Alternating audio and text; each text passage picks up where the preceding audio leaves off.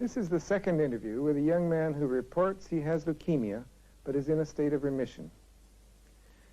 In his first interview, he realized that the self he had at age 7 was a very precious self, and that social expectations caused him to lose it.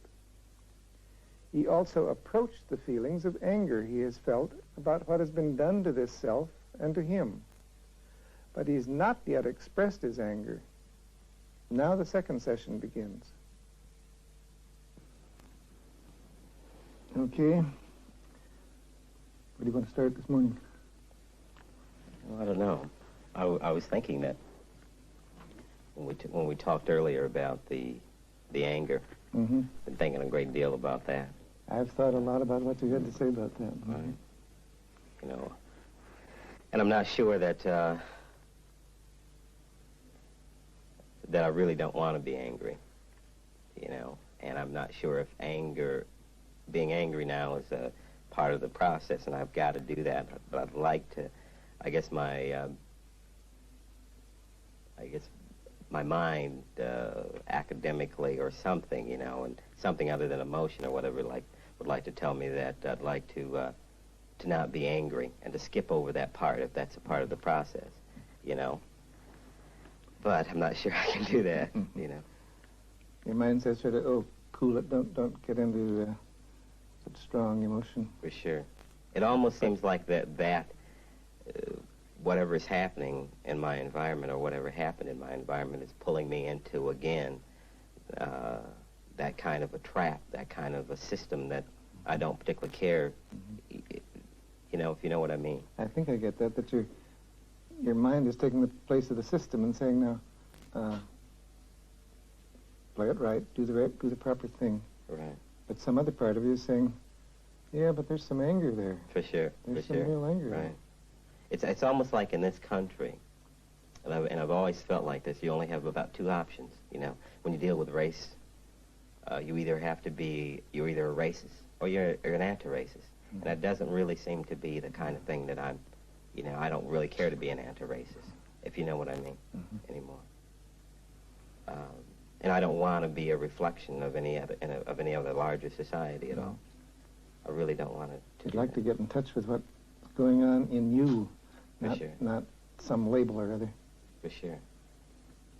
I think that I could probably trust that a lot better than trusting what's happening or what has happened. And when I think about that, when I think about all of that, you know, things that we talked about, I think that that's worse than the leukemia. You know? I know that may sound very strange or whatever, but a lot of things have been strange, you know, since this time. And what has happened to me didn't just start when I found out that I, you know, was going to die, kind of thing. Let me see if I understand that you feel as though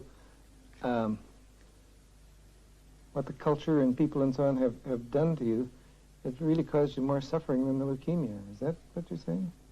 I think so. I think so. And to some extent that is mild. Like, for instance, you know, I don't know what would happen if I had died or if I will or whatever, but I certainly know what's happening now and what happened. You see? And to some extent, that kind of leukemia, that kind of deterioration of the body is the same kind of thing that happened to my mind. And, you know, well, really what the culture did to you was give you a cancer of the mind. Yeah. I really want to say that, and I really want to, and I believe it, you know. And I guess that part of me that's my culture, and it's a part of the total, is saying that it's not all that good to be angry, you know, because militancy is frowned upon or whatever, you know. And I guess I'm using militant in my sense because of it's just traditionally, you know, when blacks become angry, they're not angry, they're militant. You know what I mean? I know. So, another label. For sure. Yeah. And and there's nobody that I can put my finger on, you know, that person that started the whole thing, that process, you know, because that would probably be a lot better for me, you know, than I probably would try to do that person in. Yeah, if you could pin it on one person, then your rage would be justified, and you could really get after that person. But how do you blame somebody else is sick? You know? And I think that people that do that to other people, or at least when it was done to me, they're really sick, you know? And here I am, you know, trying to, you know, I don't know if it's forgiving, I don't know if I'm sounding confused or whatever, maybe, you know, but trying to accept their sickness, you know, and at the same time, you know, I really haven't had the opportunity to let anybody accept mine. Or maybe I haven't given it to them, but... Yeah, maybe you haven't given it to them. Right. That's what I sense is going on now, that you feel there's so many reasons why I really shouldn't express my anger. I'll talk about all those reasons. Yeah, for sure. I don't know, really. You know, maybe I'll just be angry one day, and maybe I'll really feel better or whatever, you know. And when I smile, I'm you know, I'm smiling, but there's a lot of, and I'm sure you know that there's a lot of anger there, you know. But it's not my nature to be angry. It's not my nature to be angry, but I feel angry. Yeah, so I hear you explaining that that's not my nature to be angry. It's just that I am angry right now. For sure. For sure. And to try to be angry in a productive way. I don't know how you be angry in a productive way, you know, in terms of...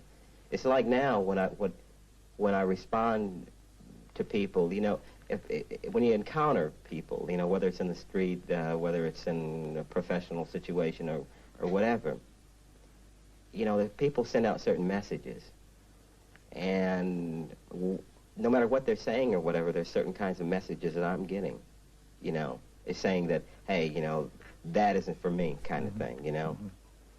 And as before, you know, I'd like to work with that and like to try to communicate without alienating people or whatever, but now, you know, I'm ending up saying, you know, like, hey, that's a bunch of crap. You know, don't tell me about the way that I should do it, or give me all that nonverbal stuff about saying that I'm okay, but by nonverbally saying, hey, you know, you're really not okay, you know. And I don't want to hear that kind of stuff anymore. I get what you're saying, and I also feel quite strongly that I want to say, it's okay with me if you're angry here. But you know, it's hard to know how to be angry, you know. I'm not saying you have to be. I'm just saying it's okay with me. If you feel like being angry, you can be angry. You really believe that? Damn right.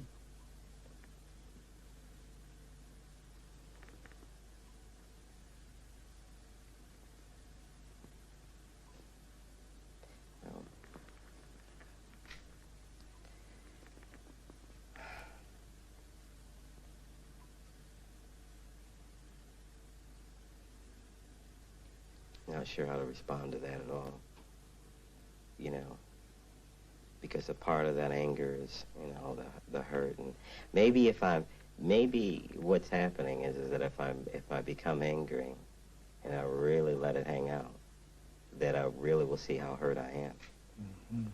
And you know, that just came to me as you were talking, that, you know, maybe perhaps at a deeper level, you're afraid of the hurt that you may experience if you let yourself experience the anger. For sure. Really?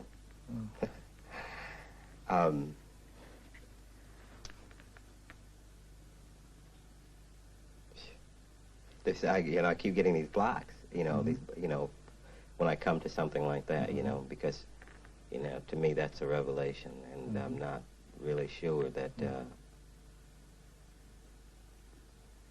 risking being angry, I guess, or something like that, you know. You know, losing control, maybe. Yeah. You know. You know.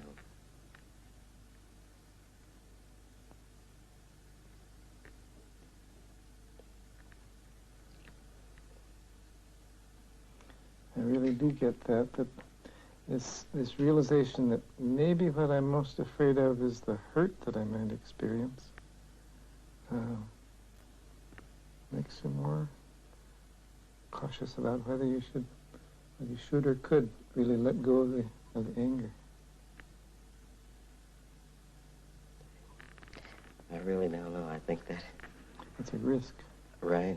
And it's, you know, I haven't really thought about that before. And it's new.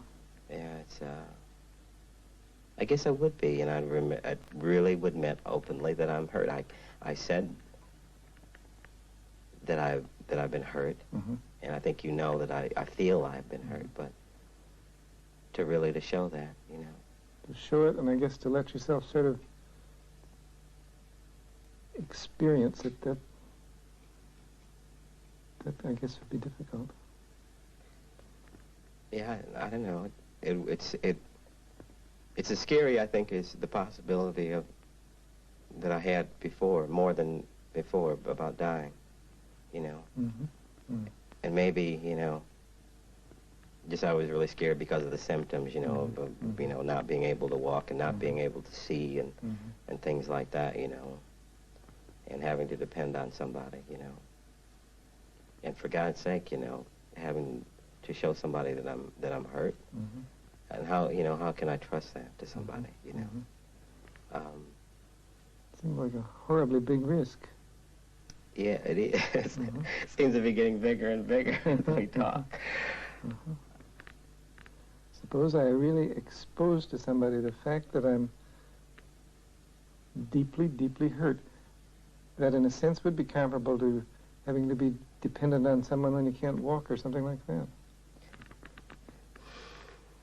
Right. Yeah. I'd like to just to say it's my conditioning. That's one way out of it, isn't it? But that isn't really acceptable to me now, because I feel that. I feel like that I have to express that hurt or whatever. But, you know, I can say that. You know, and I know right down here, you know, I'm saying that, and when I say it, you know, it kind of keeps something down here, you know. You're saying it from here up. For sure. For sure. I don't know how to do that exactly or whatever. It's like I don't drink a lot, you know, because I don't really want to experience that kind of, you know, alcohol to me is a depressant anyway. And, you know, and that's about the only thing I really like to get out. To really get out, you know, and maybe saying, you know, like, I love somebody. I gave of myself. I did the best I could, and it wasn't good enough. You know, and, you know, demand on top of demand and everything like that, you know, it's just, you know, shit. You know, it's like that I'd like to be able, and I said this the other day, or when I was talking to you, that I'd like to be able to say that, yeah, I was screwed over and I got hurt and everything else like that or whatever, but it's almost an admission in a way, on another level of saying that they got the best of me, you know? And I really don't want, you know, I really don't want anybody historically to have gotten the best of me, but they did. They did. They beat the hell out of me. You don't want to say I really was defeated at times, and yet that's the truth. They did.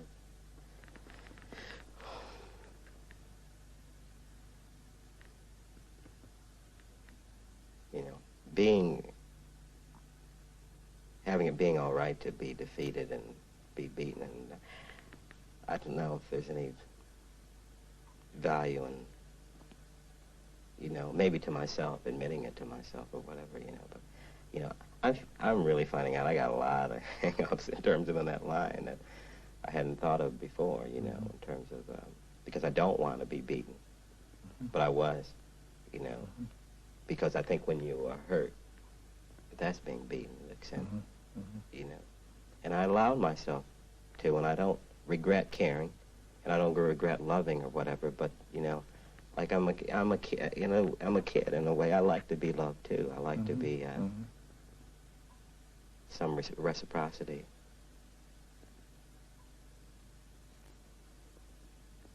And I'm going to start, I think, expecting that. You know, without being cold or anything like that. But I have to, you know, start getting something back in return. You want love to be mutual. For sure. For sure. And I don't want to get in a situation like I'm in now, you know, where I'm afraid to show anybody that I'm hurt. You know, scared to death, terrified. Something really awful about letting anyone know that I'm hurt. Well, I'm hurting. Sure. It's, you know, it has something to do with being a man. It has something to do with the race thing. You know, it has something to do with a relationship. Maybe the failure of a relationship. A lot of things, you know, a father not being in the home with his children. You know, really feel like being a victim. I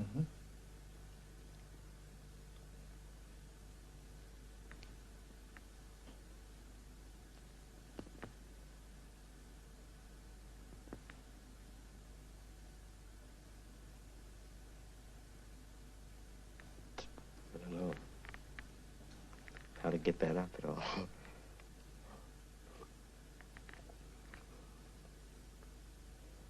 Every time I get close to that, I take a drink of water.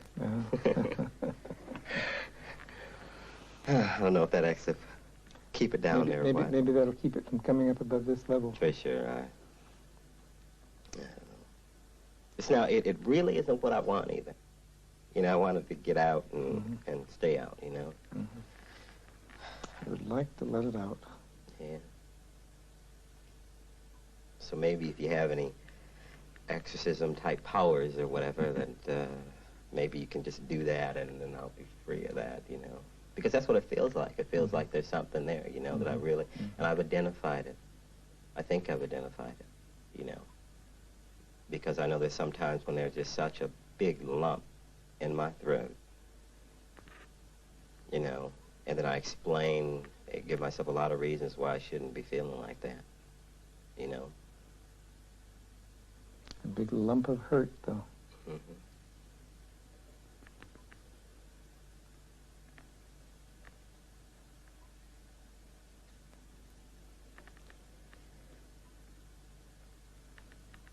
And how to let that hurt come out in the open. How to let it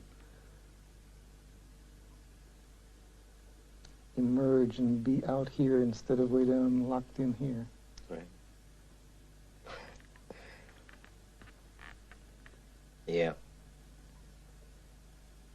You know, I never believe in cookbook answers to anything. Even when I cook, I don't use a cookbook. I just don't believe in it. I think, but I'd really like to be able for somebody to tell me to, you know, maybe how to do that in about 5 minutes and be through with it so I can live the rest of my life in peace. You know what I mean? Sure. It'd be awfully nice if somebody could say, now if you do this and this, all your hurt will come out and it'll be gone forever. For sure. Be great, wouldn't it? For sure. I have a suspicion that maybe you know some things that I don't know. No. I'm not holding out on you.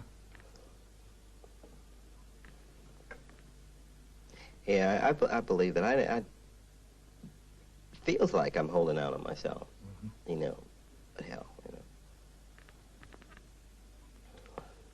I don't know. It goes back to some of those things you're mentioning. A man doesn't admit he's hurt. A black man especially doesn't admit that he's been hurt by anything. A father doesn't admit he's been hurt by being away from his children. Just too many things that say, no. Don't let it out.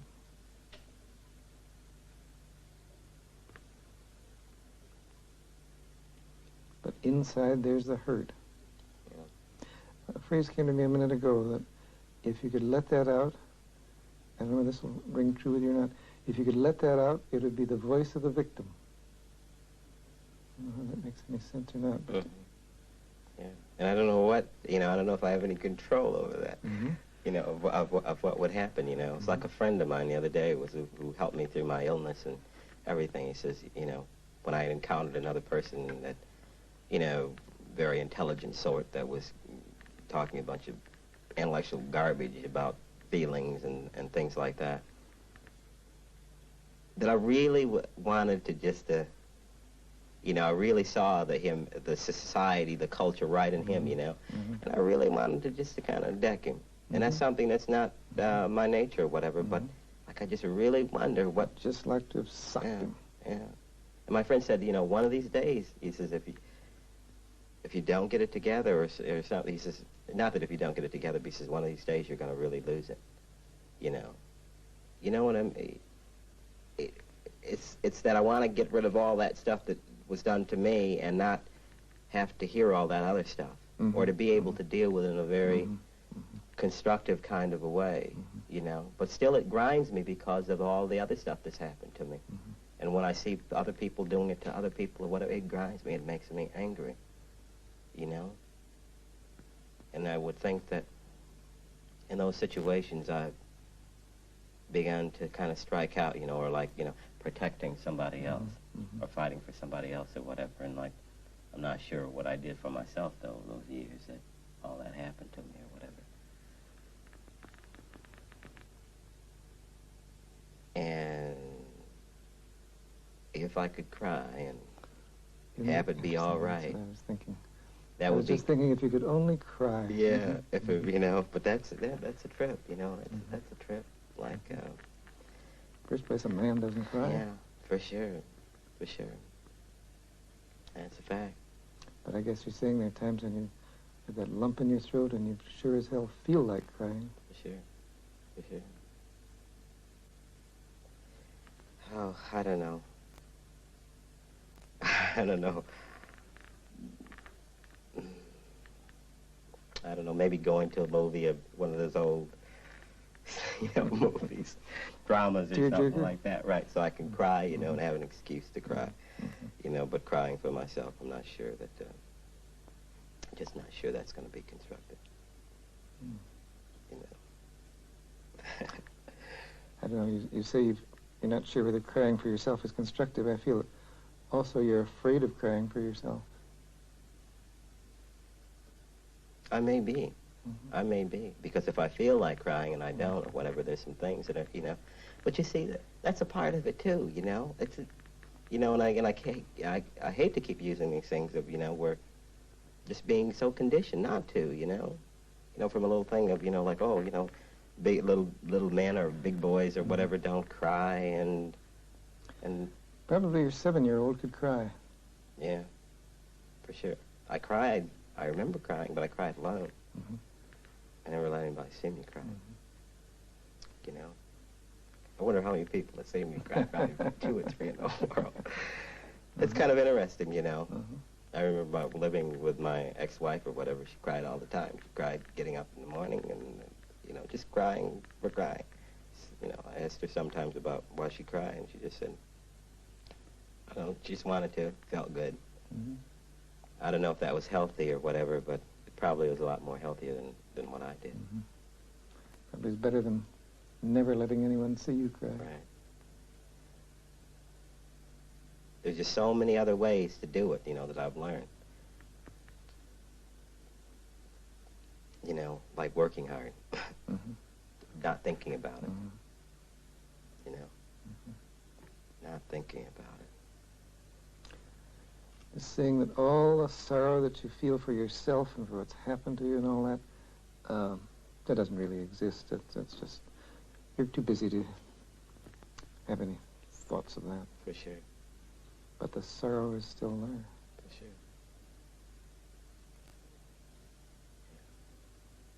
And I really don't know how to deal with that. I really don't. I really don't.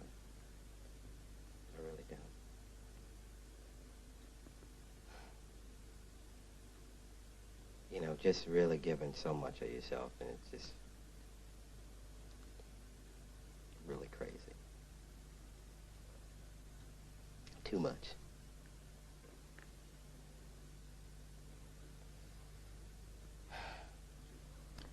If you did cry, what would some of the themes of that crying be?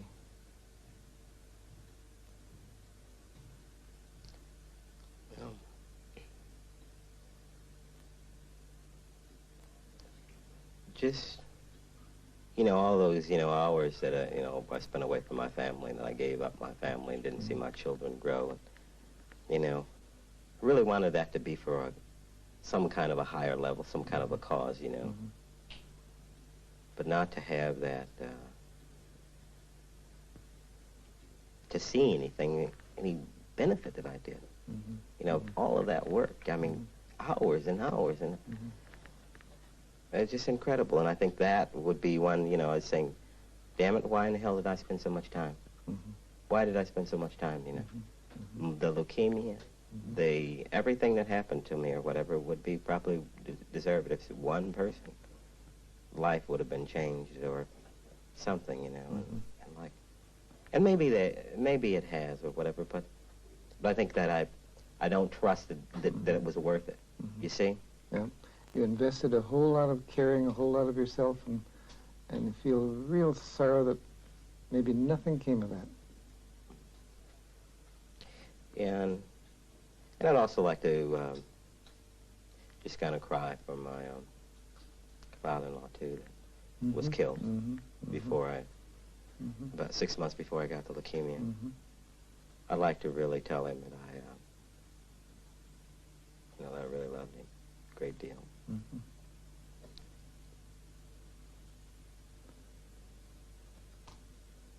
So you're telling me, in place of telling him,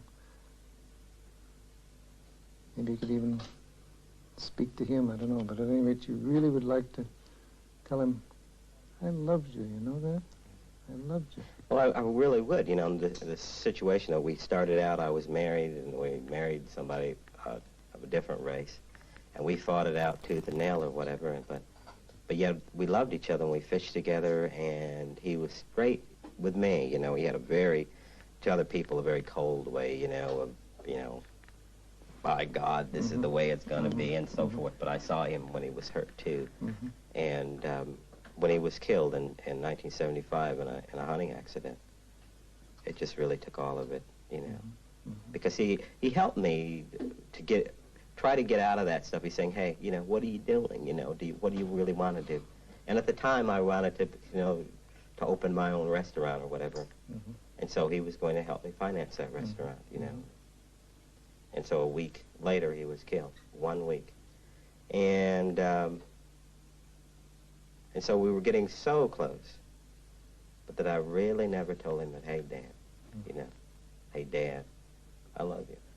I really love you. And we told each other, I guess, in some ways or whatever, but it's not the same as saying, you know, saying, hey, I really love you.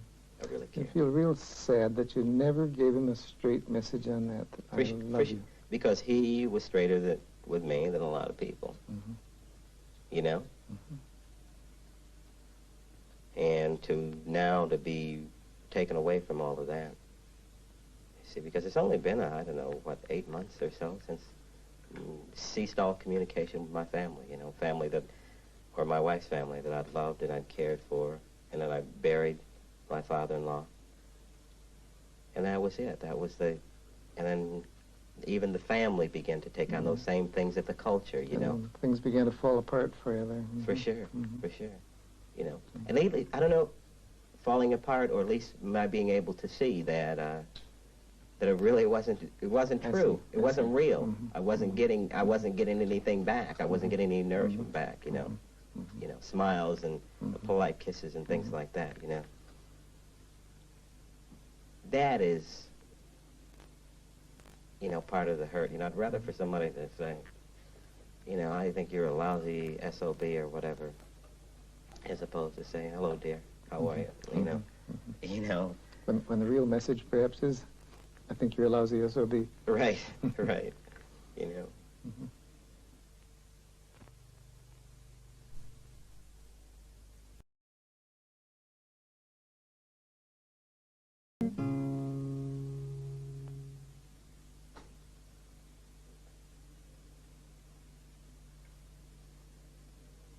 Yeah, so there's a few things. Part of the sorrow would be for your father-in-law. You'd really weep for him. I think I would, you know. And just maybe I still think that I really wish that I could, you know, just say, hey, you know, you guys, you really don't realize what you did to me, you know.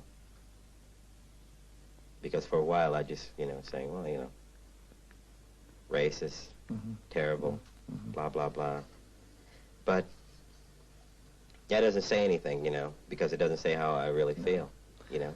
But they wouldn't understand it. They wouldn't understand how a black person could be hurt, you know, because if you don't accept a person as human, how can you think about, you know, like it's like thinking a dog could be hurt or whatever, you know, people that don't have dogs and don't understand it, you know. But you get some satisfaction out of saying, you people don't realize how much you hurt me. They might not be able to hear that message, but you'd get some satisfaction out of expressing that, out of letting yourself know, letting others know that, God, I've been hurt.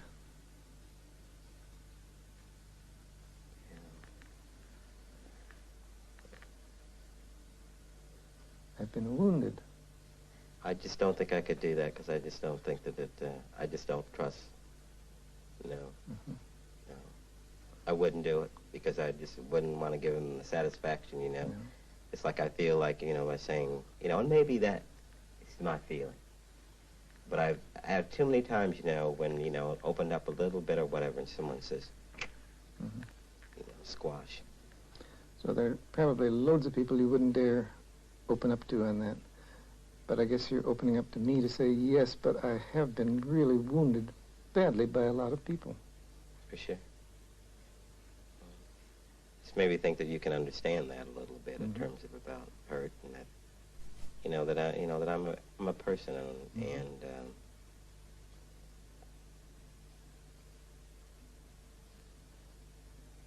you know, I'm a person. And I don't really want that denied to me, you know, ever again. You know, that I could really get angry. I don't, you know, that's not going to happen to me. You know, in a way, you know, and I don't want to love anybody like I did my father-in-law again. And for God's sake, you know, that's painful, but I know that's terribly sick too. That you have to love, you have to continue to love people or whatever. But at that time, it was the only thing that was productive. It was the only thing that was something that was, you know, this Fromm talks about biophilic. It was growth. It was nourishing. And that was the only thing, and that was just taken away from me. And it was taken away from me just like that. You know, it was just really strange, you know. So that's been a hurt and a shock and makes you feel, I can't risk myself loving somebody else like that because that might disappear somewhere or other. For sure. For sure. For sure. I certainly don't want any more in-laws. Be they whatever color.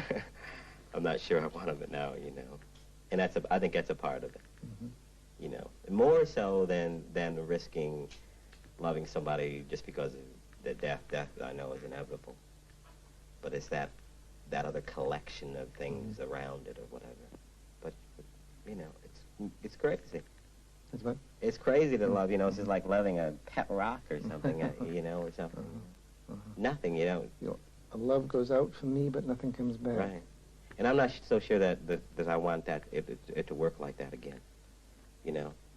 And maybe maybe saying that, I don't know, maybe, you know, calling and say, hey, I really was hurt and everything like that or whatever. Maybe that would be a start or whatever. But I just don't really trust that they really understand that.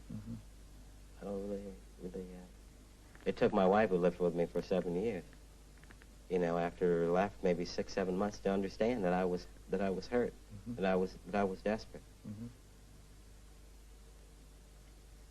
you feel there's so little chance of anyone else really understanding you? That sounds kind of, yeah. Well, it's a little chance for that group of people understanding me. Okay. And I believe it. I really believe it. You know, it would be like me trying to understand or to tell Dick Nixon or something about my feelings, and I just don't think he could relate to that. You know, And I'm using, and I'm really serious about that example because he's so far away from me and my reality. And that family, you know, I found out it was so far away from me and my reality that, you know, it was insane, you know. It was really insane, you know. So I think at one level I feel okay for loving them. You feel? Okay for loving them. I see. But I don't feel okay for sharing any more with them. And sharing that hurt is just, you know, and maybe sharing it with other people would be okay.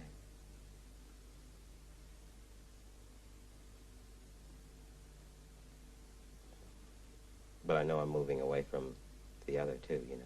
It's really important to me right now. And I don't know, maybe I won't. I'm not rushing it, it just seems to want to get out and jump out or whatever, but you know, it's really, must have really gone through, my body really must have gone through some changes or whatever because, you know, something there is just keeping it down. And I know all those reasons, but I can't seem to muster that power to get that out, you know, to really, you know. It's still too much locked in. Yeah, for sure. But it really helps, you know, because it's just, you know, it's incredible, you know. This is the first time I've talked to anybody that, you know, that I haven't really been in control. To some extent, I've really given up a lot of control to you. Sort of letting things loose rather than for sure. keeping them under your control. For sure. And that's a new experience. A very new experience for me. Very new experience. And maybe, I don't know if it's just not, just, it's a function of that too, you know. Or something, you know. Things are rattling around in my head now, this kind of thing, you know. But all the other, it's just bullshit, and like, I have been hurt, and I really don't want to get involved anymore in terms of with people that can't return love and can't accept people. I just don't really want to get involved in it anymore. I'm sick and tired, sick of it. Sounds as though you're more accepting of yourself as a person who is vulnerable, who's been hurt, who is hurting, and who wants love, who doesn't want it all to be a one-way street of giving love. You want love back in return. Yeah. And I want to be able to feel and to cry, and not to be afraid of crying, and not to be afraid of I want to be able, and I'm going to work for that. I really want to work for that. I know I do. You know, I just have this thing. You know, if I trust the doctors, I'd have them cut me open and get that out. You know, but I don't. Probably be simpler to have an operation. Oh yeah. But do you feel that, you know, like I really want to, you know, tell you how hurt I am, but I'm not. I can't tell you. I understand that. As it visualizes in my mind, you're walking all around the edge of that pit, but you're not really letting yourself down into it. So you're letting me know all about it, but not it. Yeah, for sure. Yeah, don't know how to do that. You know. Yeah, I hear you saying, I really want to get to that, but it'll have to be at my pace. I can't force it. But I do want to get to it. Yeah. And I want to get to it really fast, you know, because that's the only part of me right now that's really, I really feel that's sick. It's really the cancer. You know, that if I could eliminate that, I could eliminate all of the cancer from my body. I really believe it, you know. And I really blame the way I lived and the stress and everything else like that on the disease. I really do. You mean you blame the disease on all that stress? That's what you mean, right? Yeah. For sure, yeah. I have it turned around. For sure. I do. I do. And so extent I blame racism. You know, I just don't want to get caught up into that anymore. You know. And I want to continue to give, but I'm just not going to do it the way I did it before. And, I don't know. Yelling sometimes, you know, like when I came in here, I was thinking about yelling, you know, those big, long, you know, but I'm not sure that I want to do that. You could try it. You know, I don't know, you know. That wouldn't be cultured. Standards. Sure, man. I was really socialized. You were brought up right, Oh, weren't you? yeah, I learned all of it. All of it. And still, in spite of yourself, buy a good deal of it. Yeah. Yeah. You really don't want to, but still you find Yeah, you can't do the uncultured thing. for sure.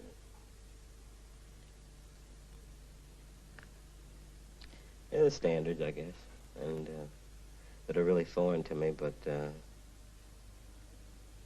you know, the thing that, you know, that I've thought about, you know, and like, you know, it's like, in terms of expressing my anger, whatever comes out in terms of, you know, possible obscenity, you know.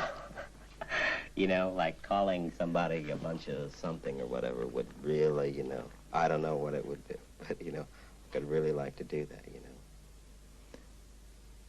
That helps to explain why I feel you've kept your language quite guarded here. I realize sure. I've used more profanity than you have.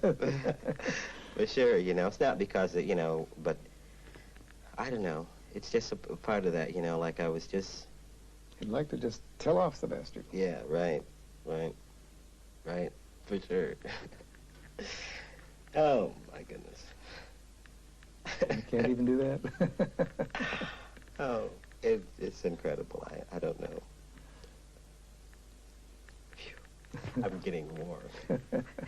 Both inside and outside. Yes, right. I'm getting extremely warm. Mm-hmm.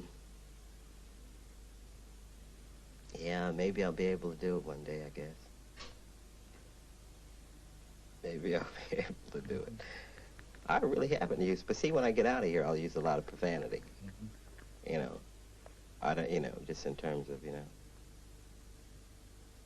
like I think I did, you know, when I was really angry talking to my wife and things like that, you know, where I was just, God damn it, and all of that, you know, bastards and some other things, and mm-hmm. like, you know, I was raised properly, you know.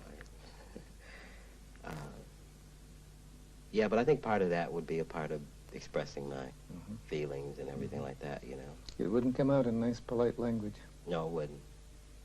It really wouldn't. It really wouldn't. To my teachers that I had, to the family that I had, to a lot of my colleagues, you know, and others.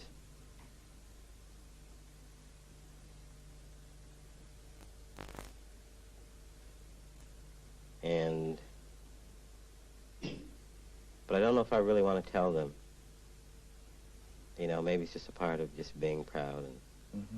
and everything else like that. But at least to myself, I need to get it out and openly. And yeah, you may not tell it to them face to face, but you need to get it out of yourself somehow. mm-hmm. Somehow, yeah. Yeah. Really rotten, and I really feel, you know, really screwed. I really feel Mm-hmm. so badly. The bastards really screwed me. Yeah, I know. They got me. You know, it's just like being part. I guess that has something to do with being Indian. I guess, you know, you just wipe them out. You know, if you don't get them with their bodies, you do it in their mind. You know, and like it happened. You know, and it was real. You know, and you know, and to try to describe that hell to somebody is just the hardest thing. You know. But it's like, you know, just somebody knocking you down. Mm-hmm. And somebody coming and stomping on you and spitting on you and everything like that. And like, it's just, you know, and just feeling like garbage. Mm-hmm. Mm-hmm. And I have a feeling that people have made me feel like garbage, you know, and like, you know, I'm sure that my friends would say, you know, God, I had everything. Mm-hmm. But I didn't have everything. I didn't have everything. Certainly didn't have that respect as a person. But there were a lot of people who, though they may or may not have beaten you physically, treated you in a way that just trampled on you and beat you up and spit on you and made you a nobody, a piece of garbage. And it won't happen again. Not if I can help it. Mm-hmm.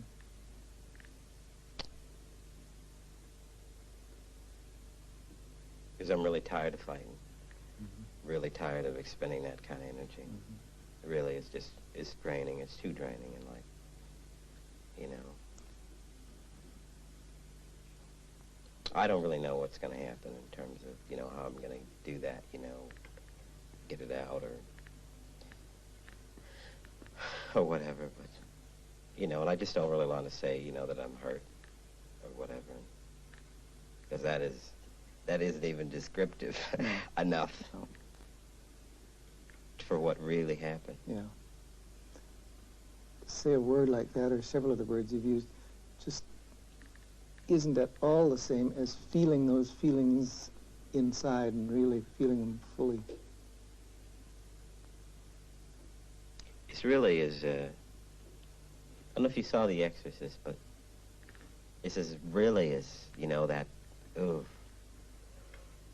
know, I remember a scene in that movie where the girl just threw up this green slime, you know, and that's really, it's that, you know, it's that bad, you know, you know, it's that bad. Because I know it now, you know, and that's not a part of me, and my body really wants to reject that. But how to throw that up is, yeah, how to vomit up that green slime that's been a part of your experience. you know, maybe I'm just afraid I'll look horrible, you know, or that I'd look horrible or whatever, expressing that kind of anger, that kind of hurt or whatever.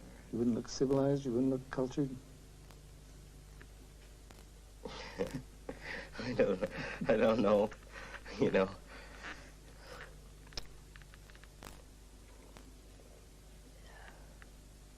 I don't really know.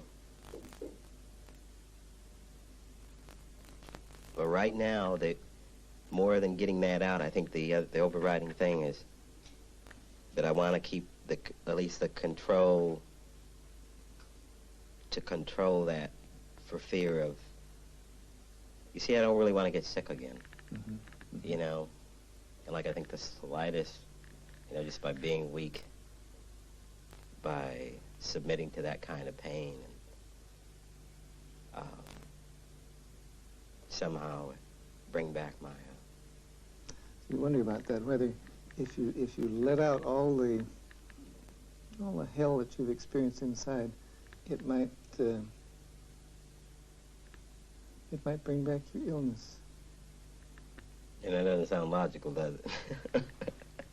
I know that. Okay. Thank you very much. Oh God, what a.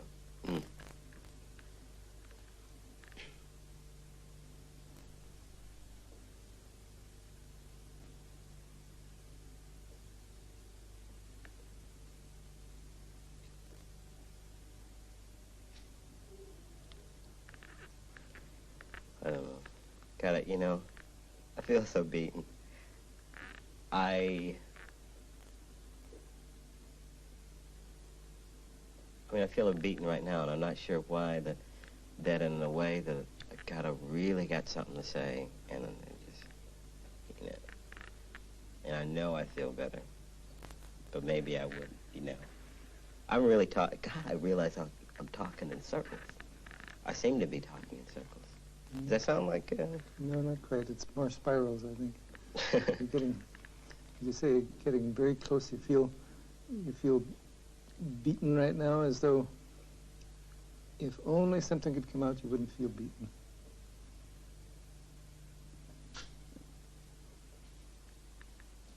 Yeah.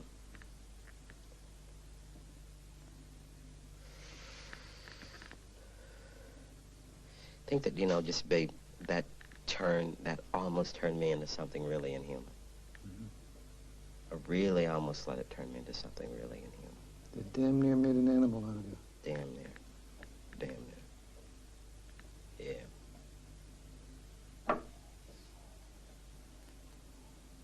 So you see that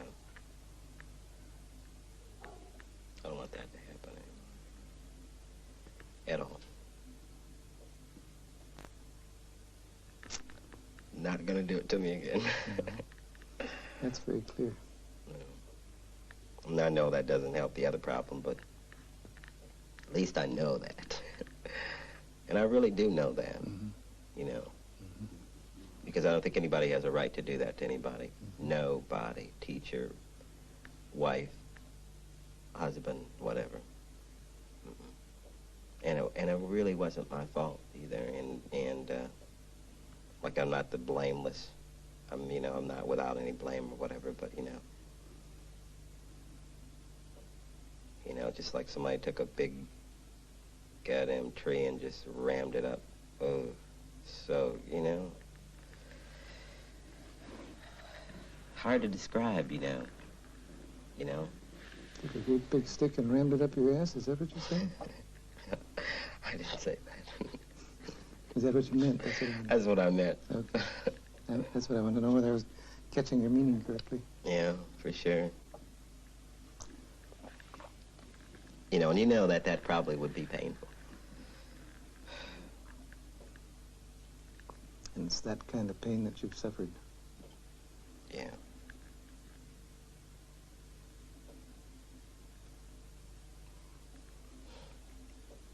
I just can't let it happen again.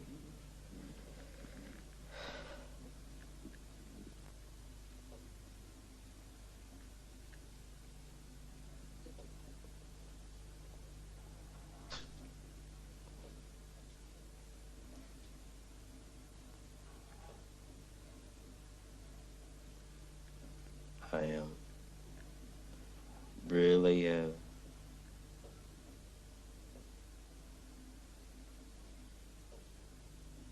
I really don't know how to tell you how badly I've been hurt. You know, I really don't. It goes beyond words. Yeah. But I know, you know, it's there, and like maybe I should attend to it a little bit more. But God damn it, you know, just, oh. You're feeling some of that hurt now. Yeah, I am. I was thinking about a wino on a street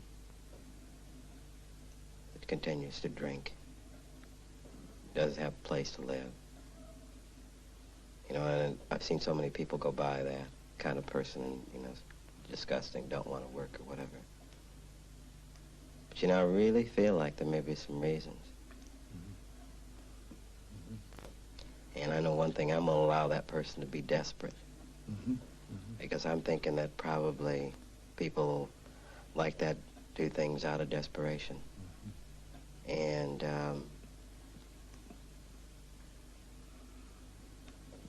because I know, you know, I never really had a drinking problem or anything like that, but it's that kind of sensitivity that I've gotten from all of that.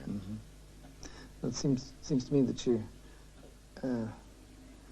feeling that you know what it's like to be in desperation, and you know what it could drive you to, and so maybe that's what's happened to some of them. Something like that. For sure. For sure. And I think that I think my heart goes out to people like that. People that can't afford to do this or whatever. Because, see, I had a lot of money and, you know, and all left. And, but in a way I'm happier now, you know. But I really don't know. Not sure really where to go next. But I know that I don't really want that kind of life anymore. That I want to give, I want to help, and I want to talk to people or whatever. And before I do that, you know, I want to get my thing together.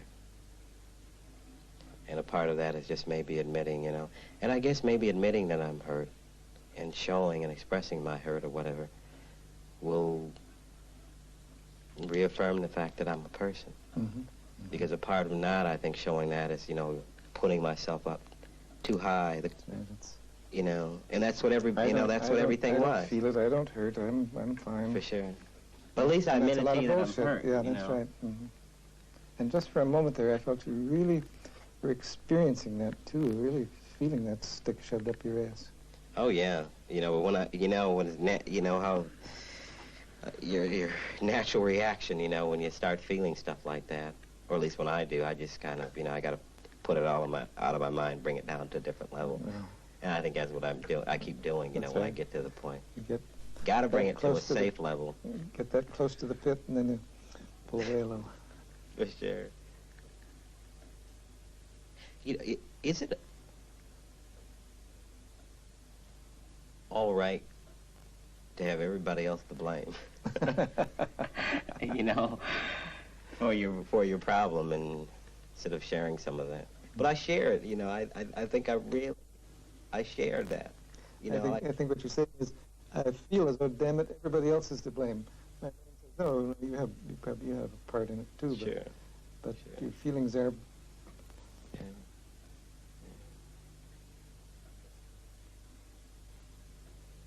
And I guess I hurt myself. I didn't. Other people. Maybe if I can clarify that, I let myself be hurt. Because I just gave too much. You made yourself vulnerable sometimes. Really. And not sometimes, most of the time. Most of the time. By being, just by being, by sharing, by being there, by giving, and really loving. Because I do have that sense of a total, that just, I want to love. That's my nature. But, I'd really never been this beaten. I never, never have. I want to be clear about your meaning. You've never felt so much of being beaten as you do right now? Is that what you're saying? Well, through this whole thing, Yeah. Just beaten, just really beaten. And I think that if I show you how much I've been beaten or whatever, I'd probably, become nothing in this chair, just, But you might practically disappear if you really let, how hurt and beaten and awful you feel. For sure. I could tell you some times, it would just, maybe blow you away,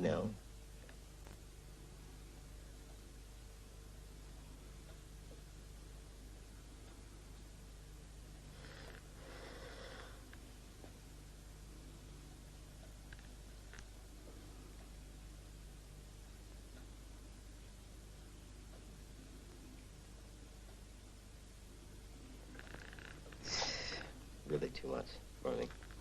It's really too much for me. Too much. I feel like it. I think you feel as though I've gone about as far as I can go at this point. Yeah. Yeah, really. When I start smiling, I know I am. Taking a drink of water. For sure. Well, but I'm being truthful about it anyway. Yeah. Yeah, I feel too. You've walked around that pit of hurt and pain and beatenness, and you've felt some of it, and perhaps that's as far as you can go right at this moment.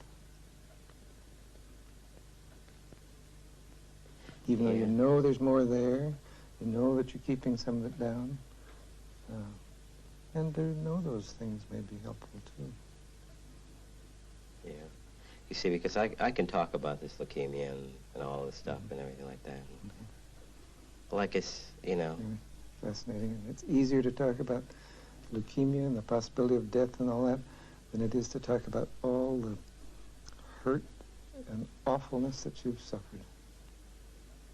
Yeah.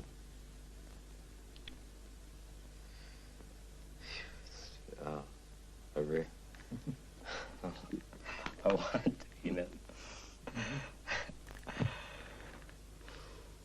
I have to stop. Okay? Okay. All right. Gone about as far as you can go. Right. Okay. I'll call it quits.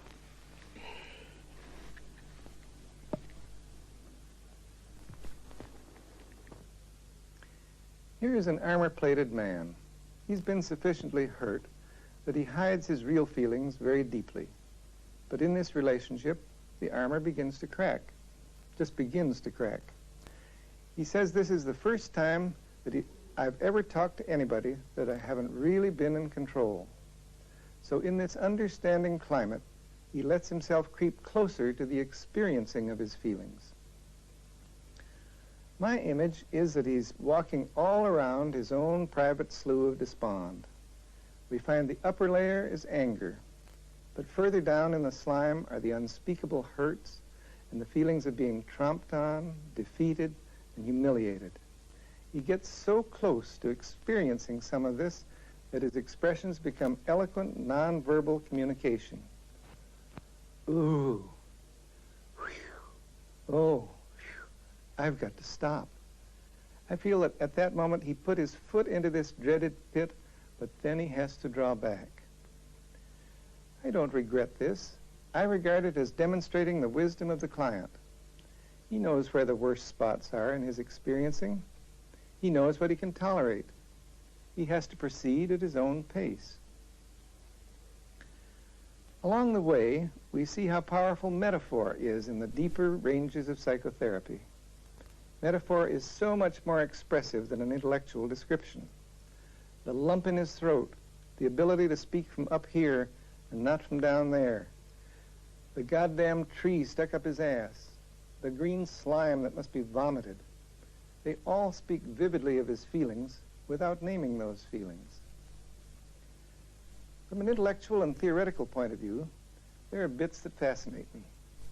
His introjected self is his cultured self that quotes credit to his race. It has little relation to the real feelings in which he could discover his real self. Another bit. He reports very convincingly that if he let his feelings all out, it would make him sick again. But hearing those exact words spoken acceptantly by me makes him realize it's a ridiculous view. To me, that's a fascinating interchange. There's another bit. When I give him full permission to be as angry as he wishes, that stops him completely. Then he can no longer avoid the fact that it's not his anger that he's afraid of, but the hurting and vulnerable part of him. Then there's the mourning, which accompanies unexpressed love, the love for his father-in-law, which he was never able to communicate. I think he gained from communicating it to me. Finally, he makes it very clear that for him there are many more frightening aspects of his life than the prospect of death. Somehow, this seems to contain a message for all of us. As for me, I felt very present in the relationship, an understanding companion on this trip of exploration which seemed so potentially dangerous to him. I think it's a good example of how I work with an articulate client.